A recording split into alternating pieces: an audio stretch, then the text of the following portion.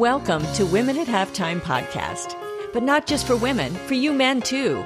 If you're at mid-career or the halftime of life, our inspirational topics are not only fun, but also meant to help you maximize and write your next chapter. Right here with me, Deborah Johnson. Well, hello, everyone. Excited this week to have a wonderful guest, Josh Porthouse. He is former military, and that's what we're talking about today, from military to civilian, navigating change. And he is going through change.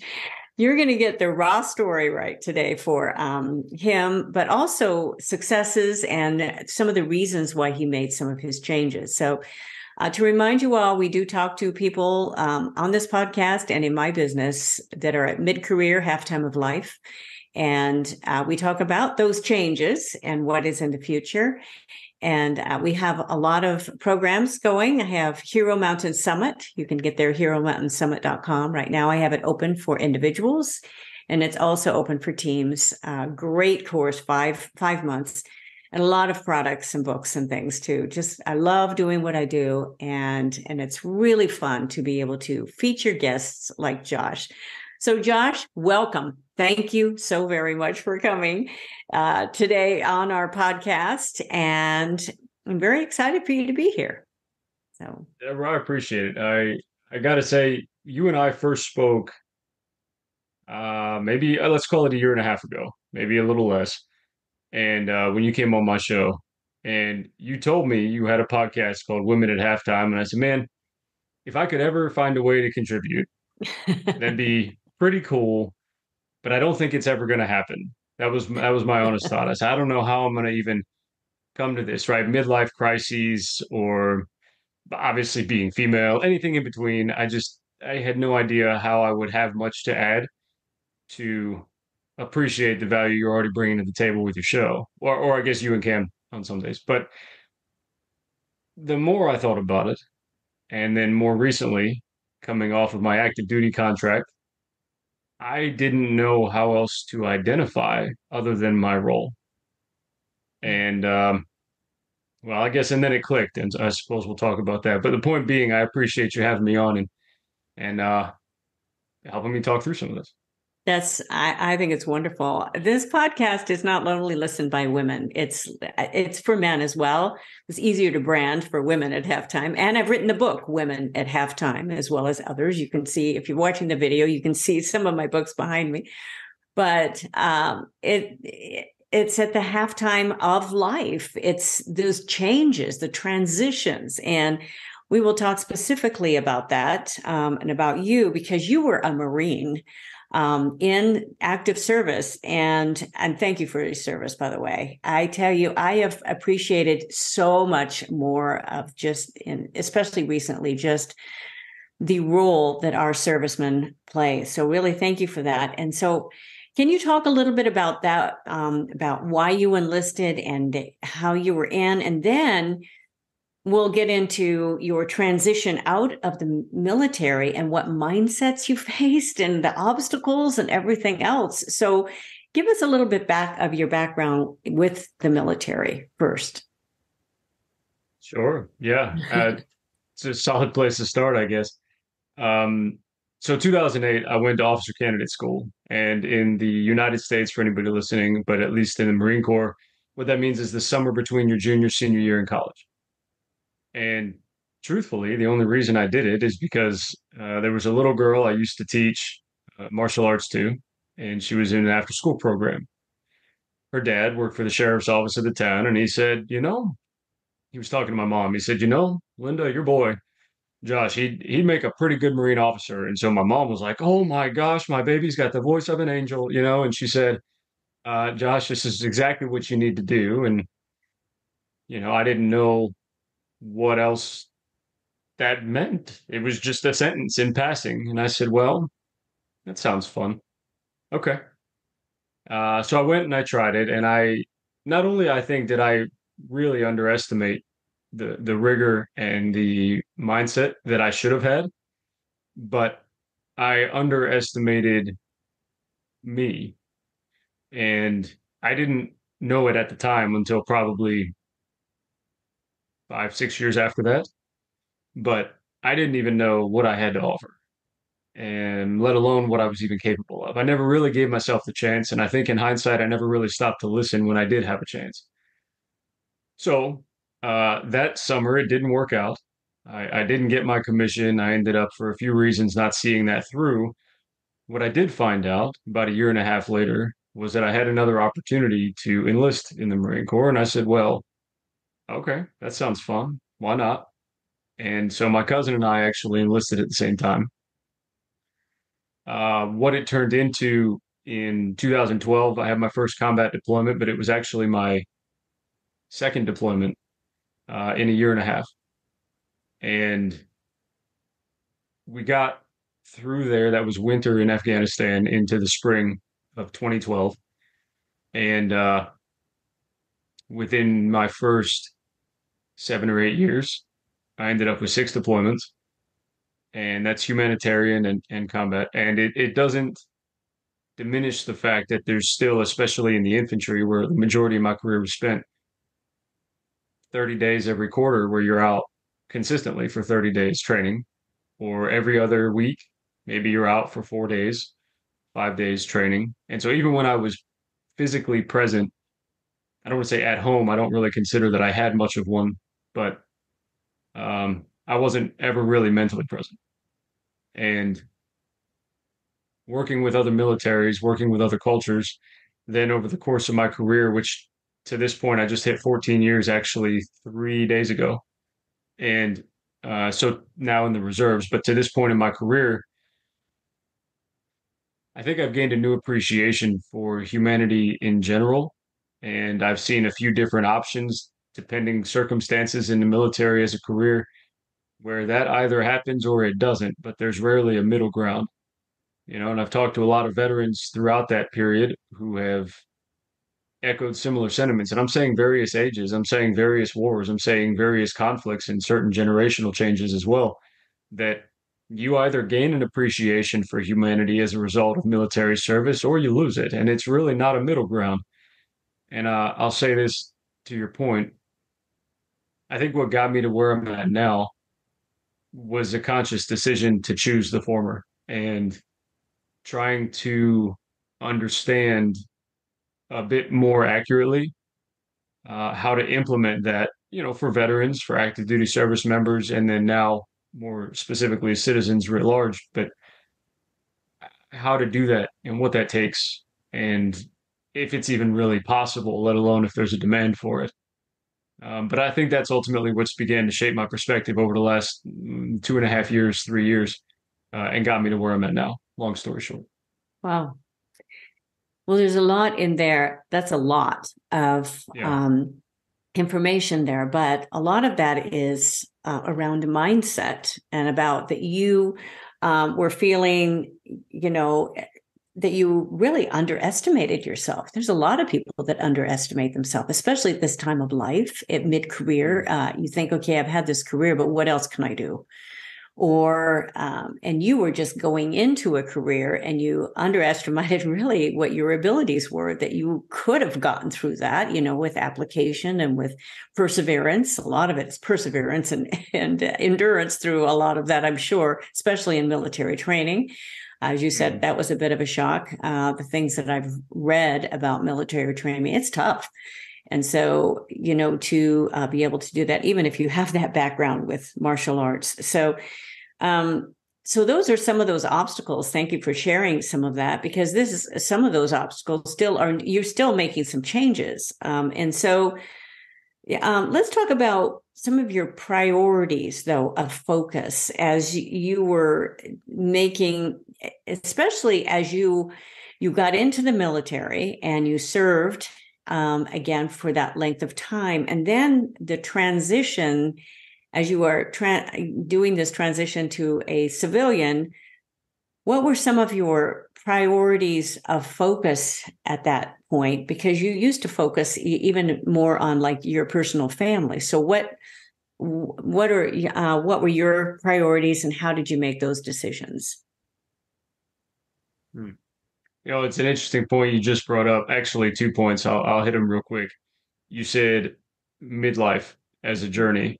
And frankly, I'm 36 now, so I'd like to think I'm not quite there yet. But the I think aspects of this, I'll call it a midlife crisis, not to harp on it for too long, for too much, but I think the mental aspects of that is more a lack of awareness or a lack of understanding in depth who we are as individuals, as people, outside of our roles and our sort of public identities. But when we start to realize, well, hold on, I don't even know individually, personally, interpersonally, who I am. And I think that can happen at any point and probably multiple points through people's lives, right? And I'm sure you cover that probably pretty extensively in your Hero Mountain Summit too. But the the things that contributed to, I guess you could say, to some of those transition points totally revolved around that. The majority of my career, I thought I was in control. I thought I was making good decisions. I thought there were opportunities that I was capitalizing on that would set me up for the future. And I didn't see me getting out.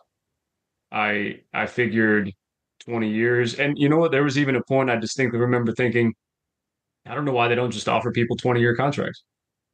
Just sign it and Interesting. take it. What's the difference? Yeah, it didn't make any difference to me Hmm. at a time. But like I said, even when I was physically home, I wasn't mentally present. And so at one point I got married, and then at one point I got divorced, and at one point I lived with my son, and then for 7.5 years I didn't. And he's 9 now; he'll be 10 soon. And so, a lot of those things where I thought I was in the right because I was making a conscious effort, turned out I was standing more on my pride and my identity and what I thought my role was than anything else, not what value am I actually contributing? And so in transitioning out from active duty, something that everybody in the DoD has to go through is a transition assistance program. And that is meant to help you work through, do you want to be an entrepreneur? Do you want to be in the workforce? Do you want to go back to school? And once you pick your track, and there may be four of them, but once you pick your track, then you go through a series of writing your resume, uh, interview practice, talking through small business administration considerations, whatever, things to set you up for your career. And this isn't a knock on the DoD's program, and maybe I just missed some of it and tuned it out. I don't really know, but I don't remember there being anything for, okay, but what about me, as a person, outside of strengths and weaknesses and the usual business hiring isms, um, you know, as a person becoming human, the humanity, I guess you could say, of that transition was totally lost on me. And it sounds super, I don't want to say soft or trivial, but not as a hard skill. When I say soft, as a softer skill, that it's something that may not be as important. You need to learn a trade, I think, is something that I learned at a young age. For example, when I got my first car, Dad said, I don't have any problem with you learning how to drive, but you're going to learn how to fix it, at least basic routine stuff. Otherwise, I'm not going to help you drive. Okay, so those kinds of trades, not like being a journeyman or actually getting certifications. And so those harder skills pay bills. Those harder skills, from a cash flow perspective, help stabilize your life. The softer skills, like what value do I bring to a conversation? Or when I walk into a room, how do I want to leave it? Are things I never considered and aren't really covered either. So, point being, transitioning out of active duty for me now into the reserves, but ultimately into a private sector position, uh, or even self-employed now as a realtor, that it gives me it gives me an opportunity to refine those aspects every day. But I wasn't prepared for it. And I didn't care that I had this Eagle Globe and Anchor to shield me when I was active duty. In fact, I said I don't want to be involved in any veteran stuff. I don't want to be I want my space. I'm tired of the rules and all this other military disciplinisms. And then I got out and I said, okay, great, I'm out. Well, hold on, I'm out. Wait a minute. What does that even mean? What does that look like? What did I just do? I didn't have anything really set up, and it's like a sort of convict mentality. At least it was for me. I'd even say close to the first 5 or 6 weeks. I haven't been a convict for the record, but what I'm assuming to be a convict mentality, where you get out after doing a long time in jail and you're so removed from reality, it's like you step back and the world just keeps happening, but you're in your safe space, arguably, right? Safe space here, and the world happens, and then you step out of your space back into the whatever tide of life and reality, and everything's different. I came back home to my home of record here in Florida, and my family's different. I never really knew my family as people. I knew them as their roles, my mom, my dad, my brother, whatever, when I was a kid and younger. And now I'm an adult, arguably 20 years after I left the first time, and I don't even know who they are. We're all trying to expect to treat each other the same way, but we're totally different people. And so some of it was me, these obstacles. Some of it was social relationships as obstacles. Some of it was finance. Some of it was roles versus identities. Some of it was communication skills. I didn't know how to be a person. I knew how to be an infantryman. And I'm a pretty good tactician as a result, and I can shoot really well. But you know what you can't do at Walmart? Those things. And so trying to figure out a way to fit into society after everything had changed over 2 decades, I didn't recognize trees and buildings, let alone people or myself. And I think that was some of the biggest things that I ran into now. But those are the types of things that you talk about all the time, right? It's all like you said in the background, it's all about your journey. It's all about your journey, but everybody's journey is different. And your journey, I feel, Josh, with the military and with how you were equating that of just even getting out of prison, but your journey was so specific.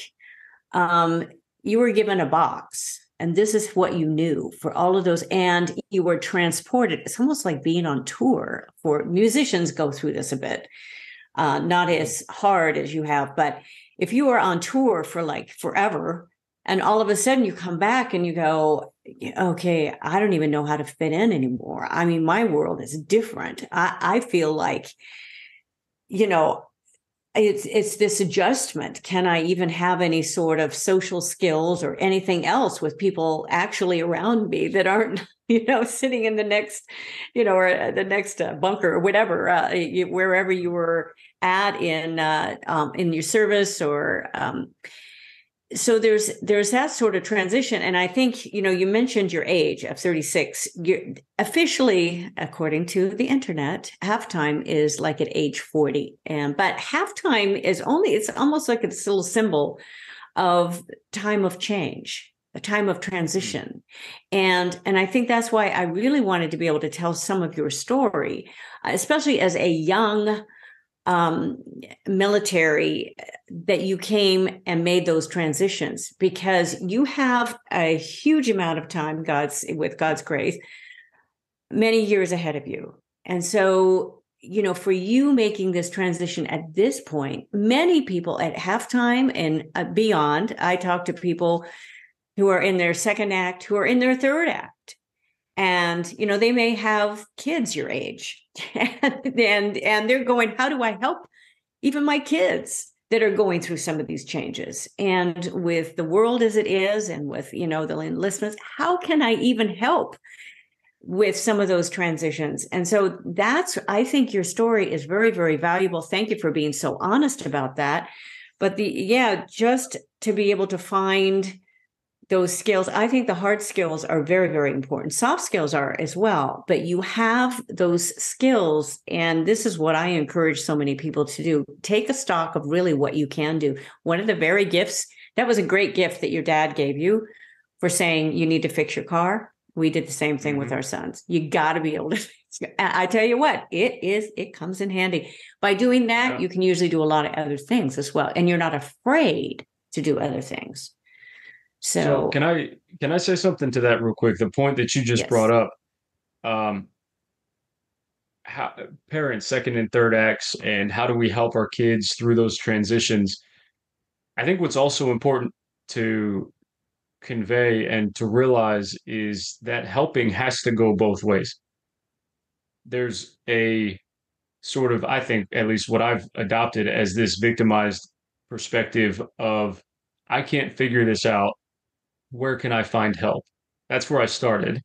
And I'm still working, arguably, but well, I'm working through this right now. Where can I offer help is also applicable because, like I said, I may not recognize or have, at least at the time, recognized my parents as people and what they were going through and empathized with any of their stressors while I was gone.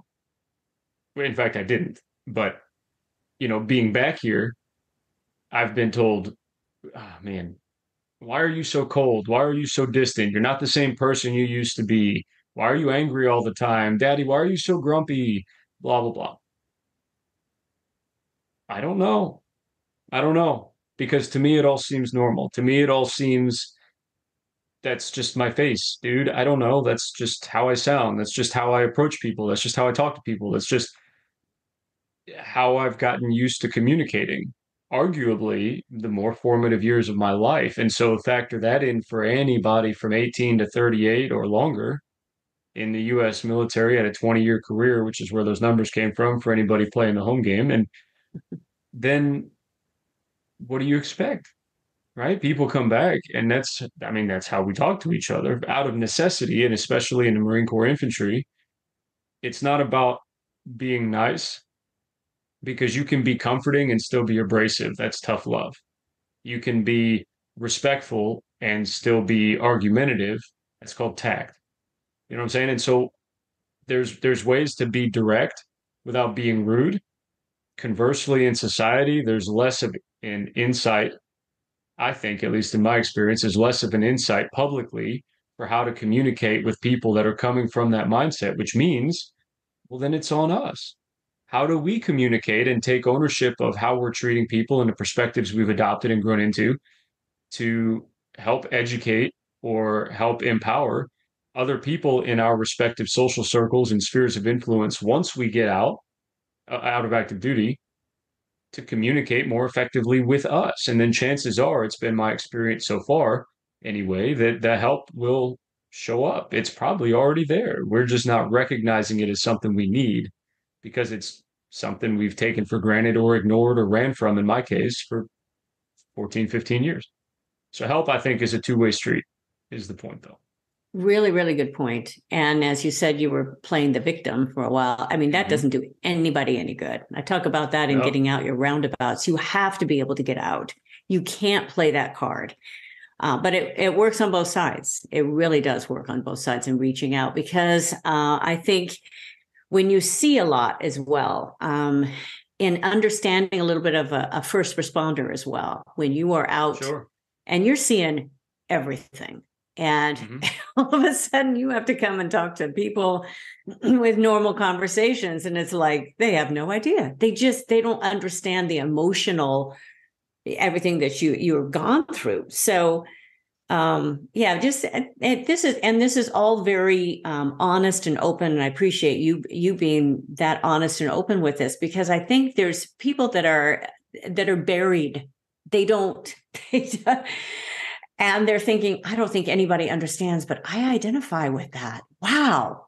All of a sudden, somebody's speaking my language. And so I hope there are some listeners, and maybe there's some moms out there, maybe some dads out there listening and going, I need to listen to this again, or I need to talk to maybe their son or their daughter. It depends on where they were at. And especially if they were military or even a first responder, it's helpful to say, at least I understand, or let's meet halfway, or something, and and on your end to be willing to be open to new possibilities. And that's been something too, because you speak a lot about, you have in your podcast and in your shows and everything, a lot about values. And so, Yeah. and how does that play out when you're talking specifically about values? How does that play out in that area of mental health and resilience? Because I talk a lot about resilience and perseverance and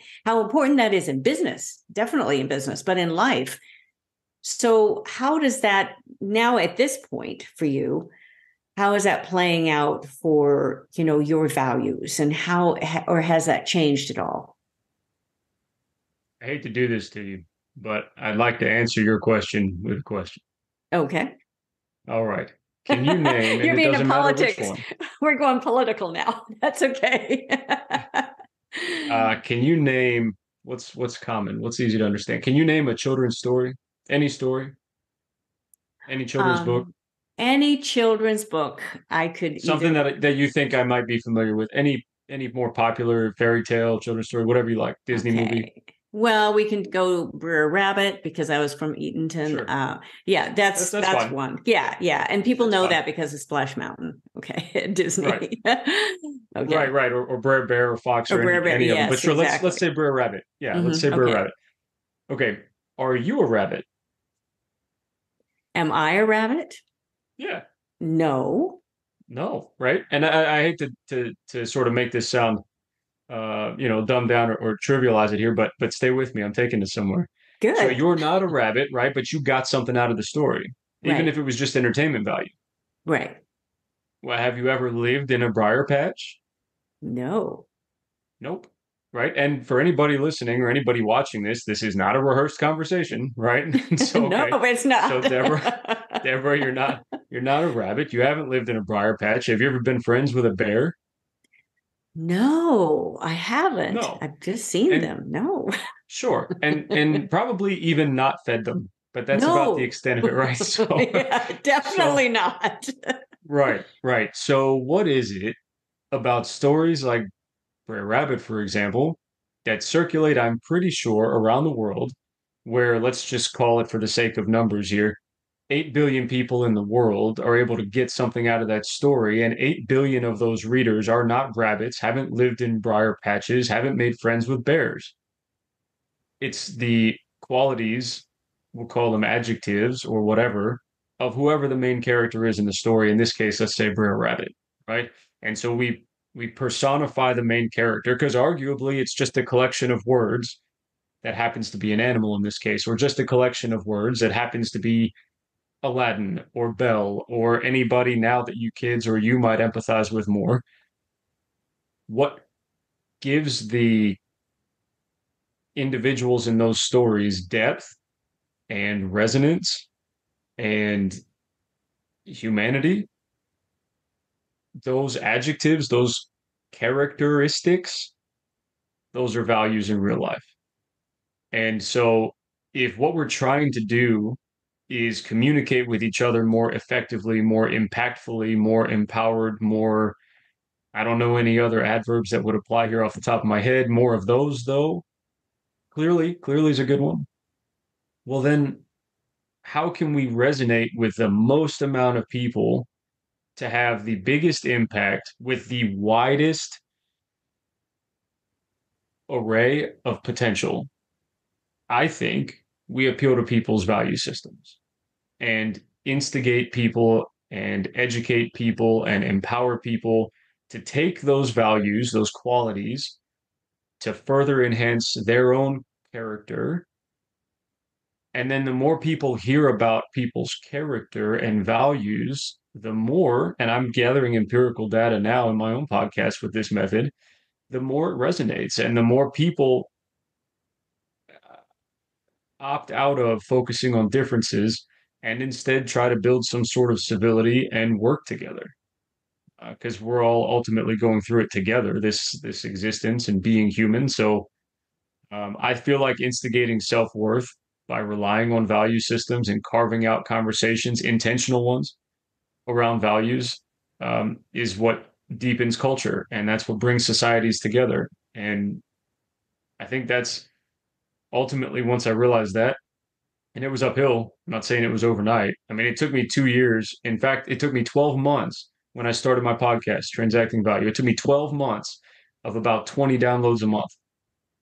And that was me just thinking. I didn't script anything, even the monologues, but just thinking through the material. That was before I hired on an editor. That was before I had a sound engineer. That was before I had really any direction for the show. And so I'd say somewhere around 20, 25 hours a week to get 20 downloads a month. And I was at least three of them a month. So, you know, of 12 months. And I thought, very, very heavily of just stopping. Not because I wasn't getting feedback, but because I was getting burnt out. And so the more I thought about, okay, well, I'm getting burnt out, and this was not again overnight, but the more I thought about I'm getting burnt out because of what? Because I'm not seeing results I expect. Well, I don't have expectations, so that doesn't matter anymore. Stop getting frustrated. Or because I'm, spending way too much time or a lot of time on this project, i.e., the podcast, to not see it in results. How much time is too much if it's just self-discovery anyways? Well, so then that's not a factor anymore. What am I getting burnt out over? And the more I thought about it, the more I realized I was just getting frustrated because I didn't know me anymore. And so I didn't have a direction. And I was chasing all these tangents in my head and trying to craft them into conversations and into things that I thought other people would find interesting instead of crafting them into things that would help me deepen my sense of self or self-worth or self-esteem because I can't offer anything if I don't know what I have to offer. You don't have people. You sent me a jar. I think it was peach jam. You remember that? Yes, that's what I'm Yep. famous for sending jam. Yes. Yeah, which was awesome, delicious. But if you don't know that you've got a peach tree and you think all you have are oranges, you're not sending peach jam. No.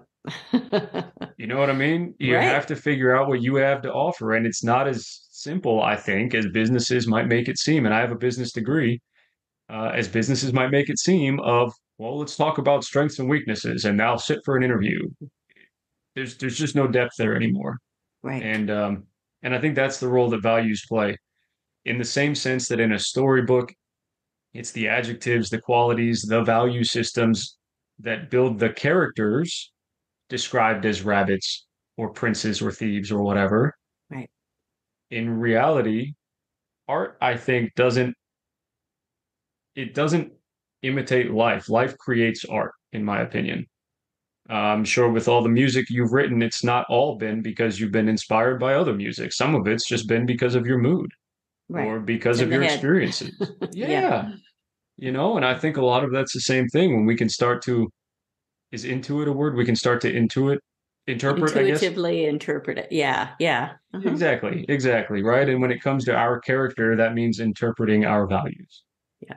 So yeah, I think they count for everything. It's kind of interesting as I'm following your conversation because I really encourage people to journal, to put some of those thoughts down and as you're working through them. But really, what you've been doing is mentally journaling. You've been going Yeah. through all of this, and I'm huge proponent of core values and identifying those core values, and that really helps you find purpose in life. Totally. And Yeah. so, what you Yeah. have gone Clarity too. through, yes, you have gone through this whole process of your values, of your core values. What do you really believe in? And it helps you grow. It helps you, and you will do this. I tell people review these at least once a year, if not twice, or even quarterly, kind of to see where you're going. Really, with those values, it keeps you on track on who you are. It will help you grow. When I look and to see where I was 20 years ago, I'm in a different place, and Mhm. and I think, oh man, look at the mistakes I've made with all of these things. You can't focus on that. You can focus on what the future is and where you want to go. And I think that's such a great mindset. And as you've worked through that, I think it's a wonderful process, especially coming from the background that you've come from with the military and feeling inadequate in some ways, or just that you didn't take advantage of all of the opportunity maybe there at that point. So, well, let's kind of move ahead a little bit with this. I think those were great points. I'm just picturing Brer Rabbit in the tar patch, and all of that, Um, and there, for some of you that have not been to Disney for a while, they are changing that ride, which I'm very disappointed about. But anyway, Oh, I didn't know that. my own personal opinion, because I loved that just because of Brer Rabbit. But Disney is always changing something. But Yeah. what role, and you talk about this just a little bit, and we're just going to kind of, go toward our closing at some point here. But I want to really talk about this technology, what you feel the role that technology plays in transitions and growth. That was one of the points that you brought out in this, because technology is changing really fast and growing really fast.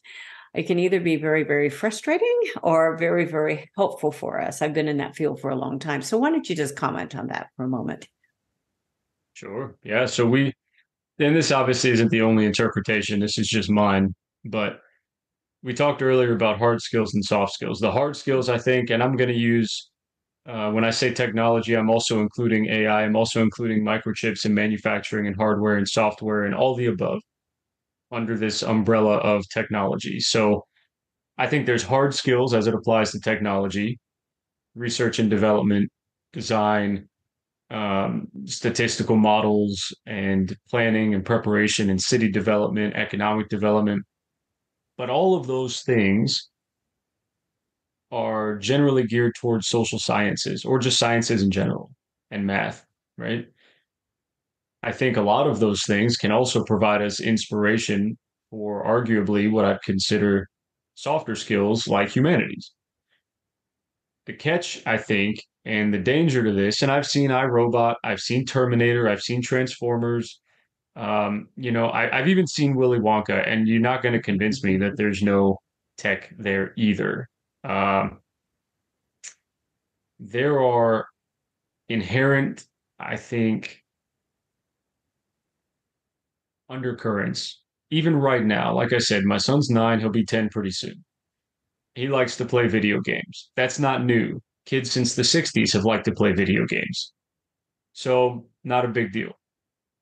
His ability to socialize, I don't see it as being shunted anymore, whatever, debilitated anymore Right. because of video games. Because the video games he plays are considered massively multiplayer online games. And so he's talking to people in chat rooms, or as much as I can prevent it, maybe not, but they're there and he's reading what they're typing. And he learned how to read because of Fortnite, not in entirety, but the danger though, I didn't. And when we're talking about longevity or just legacy, maybe generational creation, I guess, how do we as latter generation, or I guess be earlier generations, educate future generations? Well, all it's ever been, anthropologically speaking, is based on experiential learning. These patterns, these behaviors, these sights, sounds, smells indicate a threat. Be careful. If you're not going to avoid them, at least be careful. And if you get caught, here are some things you can do to get yourself out, to safeguard, increase security, whatever applies to promulgate a species, right? I don't know. He knows more than I do about tech, Yeah. So how am I supposed to educate on threats in an industry, in an environment, arguably as a cyber environment's concerned, that I'm unfamiliar with? More importantly, what scares me more is it's evolving faster than I can keep up with. And so he's getting into things that I'm just unfamiliar with. He's getting into things that I don't know anything about, and he's teaching me things. And I think it's the first time in probably even human recorded history that future generations are more prepared than the previous ones as far as threats are concerned. Hmm, that's And interesting. yeah, and I don't know that it's ever happened before.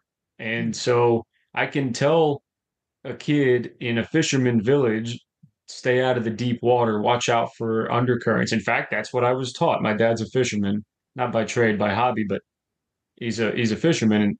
And that was one of the first things he taught me. He said, you can go out into the water when we go to the beach or down to the causeway to go fishing or whatever. He said, you can go out into the water, do whatever you want. And I was short. I didn't break 3 feet tall until like, I don't know, fifth grade. So, you can go out into the water, but pay attention to the tide. This is what it looks like when this is moving one direction or the other. These are the tidal zones and what could be there. If it gets to be too deep, it's going to come in fast. And if you get out too deep, you're going to go out fast. These types of things and rip currents and all this other stuff, or sharks or whatever else, and alligators even here in Florida. And okay, but how do you educate on the monsters in an environment where you can't see them? And us, as previous generations, don't know what they look like. What do you teach to?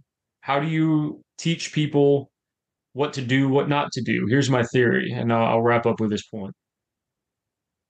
I think despite all these dangers in technology, I think despite all the potential for hard skills and the benefits they carry, and soft skills and the benefits that they carry through technology, one of the biggest things that as people in any generation we can focus on, despite having new introductions to, I don't know, whatever's coming up in the future or whatever has respectively generationally come up each time, is us as people. He got a cell phone for Christmas. You know what I said a couple months ago to his mom? We had discussed this and we said, all right, no cell phones till he's 10. You know what he's not right now? 10. You know what he got for Christmas? A cell phone. And he told me about it after he got it. So there's no taking it back. You don't want to crush kids' hopes and dreams. You're just a bad person. So I said, okay, fine. I can't teach you about your phone. One, I don't even have Apple, so I know nothing about this thing. And I can't teach you about any of the games that are there. I've never played them. What I can teach you about is what it's like for people to deal with frustration when things don't go their way, like in my case it had, or what it's like for you to deal with responsibility and accountability and self-control and making smart decisions in environments that are foreign to you. This is his first time in a foreign country, and he's by himself and he's nine. So here's how you relate to people. Here's how you identify dangers in any society or in any civilization, in any environment. Here's things to look out for. It's okay to be cognizant of patterns. It's okay to have biases, but you got to know when to apply them to situations and when to apply them to people and understand how to get yourself out of trees with it before you climb too high. And I think those are things we can still focus on. The concepts don't change. Energy isn't created or destroyed. It just changes form. So I think if we can educate towards a lot of these concepts, like values and the understanding of self-worth and how to help people and work as a community together to raise children. Last point, I lied. If it takes a village to raise children, I'm just an older kid. I still need society to help me grow up. I just don't necessarily have parents doing it for me. And that never changes. And all of these concepts, I don't think they've lost merit. I think they've lost publicity. And a lot of that journey, even in the old Marine commercials, is climbing a mountain and figuring out who you are at the top. And in my opinion, it's all about understanding the concepts and figuring out how to apply them. But I think that's a role that tech can have. Well, this is great. And you mentioned that you were, you feel like you need help with the guidance, and you're just, keeping going. And I think a lot of us, that have lost parents, I've lost my parents, and you feel like there would be there were a lot of times I wish I could just call my dad, and it's weird. It's just strange. So you start remembering everything you can about conversations and about times together, and, making sure with those values that you have at least, some conversations and the times together. It depends on what your relationship is like. I'm very fortunate. I had a good relationship with my parents, very good relationship, but I had to grow up, definitely. And as I look back, there's a lot of, I don't have tons and tons of regrets, but I have regrets of just thinking, I wish I had a better attitude through that. I wish I had a better mindset. And we've talked about a lot about mindset today. I wish I had a better mindset through this, and I could have at least, talked to somebody. I just hold everything. And so I think some of the things that you've shared, I hope that will really hit people hard, of just saying, wow, I can identify with this. And so as we close here, let's give some information on how people can at least hear more of what you have to say, and what your road ahead is. And you just got your realtor's license, and of course you've moved and you've made some of these you're still making some transitions, but because that is so fresh and new. I wanted to get this interview through here because there's a lot of people going through, doesn't matter what stage of your life you're at. If you're going through transitions, you feel a lot of those same feelings. I can guarantee that you feel a lot of those same feelings. So give us information how, with your podcast, with all of the things that you're doing, how can we contact Josh? Sure. So yeah, there are quite a few outlets, and just to piece this all into one sort of neat package, for me, everything that I'm getting into is all rooted in self-worth and values and character, right? Mm-hmm. So not just for me, but how to, like I said, educate and empower and encourage other people to do the same thing. So my podcast is called Transacting Value, and conversations go up. Actually, we're in season 5 now for 2024, and conversations air every Monday morning at 9 a.m. That's Eastern Standard Time. Transactingvaluepodcast.com. You can find them there or everywhere your favorite podcasts are streamed. REITs across America actually just picked up Transacting Value for distribution. And so starting Wednesdays at 5 p.m. and Sundays at noon, the last weekend of January, that'll be the initial Wednesday, but REITsacrossamerica.org/radio. You'll be able to hear Transacting Value at those times, Wednesdays at 5, Sundays at noon. Obviously, yeah, like you mentioned, I got my real estate license. I don't have a website for that, but I'm practicing and licensed in Florida, specifically more around Tampa Bay, so Hillsborough and Pasco counties. If you're in the area, just track me down. You can find Courthouse Tampa Bay Realtor on YouTube. I've got open houses, live Q&As, all sorts of stuff going up all the time. And you can find at SDYT Media on YouTube as well, and reach me that way. Great. And especially through your podcast too, if they keep listening or they can click, that you'll update through that. Well, congratulations. I know you've worked extremely hard. And I really admire that. I appreciate that about you, and appreciate you sharing really your heart and your story, because you realize, we can focus on excellence and on inspiration and all of these things, but what matters most is touching the hearts of people and of being able to identify. And so if there's one person or if there are a couple of people that say, wow, that helped me so much today, all of this on your end, on my end, it will have been worth it because we can help people move forward in life, especially military. And I think who knows what the future for that is for you, but I think your story is very, very fresh and very good. To make sure you keep documenting that, Josh, is my encouragement for you in your journey, because this is and people don't go through this just once. It's going to recur because